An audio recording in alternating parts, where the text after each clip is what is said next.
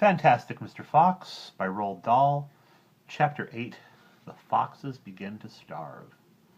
That evening, 3 tents were put up in the crater on the hill. One for Boggis, one for Bunce, and one for Bean. The tents surrounded Mr. Fox's hole, and the 3 farmers sat outside their tents eating their supper. Boggis had 3 boiled chickens smothered in dumplings. Bunce had 6 donuts filled with disgusting goose liver pâté, and Bean had 2 gallons of cider. All 3 of them kept their guns beside them. Boggis picked up a steaming chicken and held it close to the fox's hole.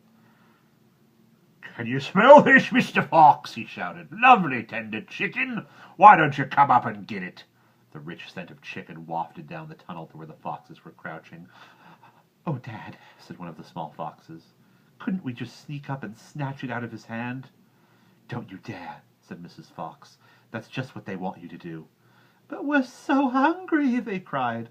"How long will it be till we get something to eat?" Their mother didn't answer them, nor did their father. There was no answer to give. As darkness fell, Bunce and Bean switched on the powerful headlamps of the two tractors and shone them on the hole. "No," said Bean, "we'll take it in turns to keep watch. One watches while 2 sleep, and so on through the night." Boggis said, What if the fox digs a hole right through the hill and comes out on the other side? You didn't think of that one, did you?" "Of course I did," said Bean, pretending he had. "Go on then, tell us the answer," said Boggis. Bean picked something small and black out of his ear and flicked it away. "How many men have you got working on your farm?" he said. 35, Boggis said. "I've got 36, Bunce said. "I've got 37, said Bean. "That makes 108 men altogether. We must order them to surround the hill. Each man will have a gun and a flashlight.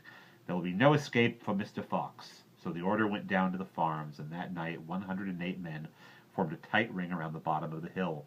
They were armed with sticks and guns and hatchets and pistols and all sorts of other horrible weapons. This made it quite impossible for a fox, or indeed for any other animal, to escape from the hill. The next day the watching and waiting went on. Boggis, Bunce, and Bean sat upon small stools, staring at the fox's hole. They didn't talk much. They just sat there with their guns in their laps.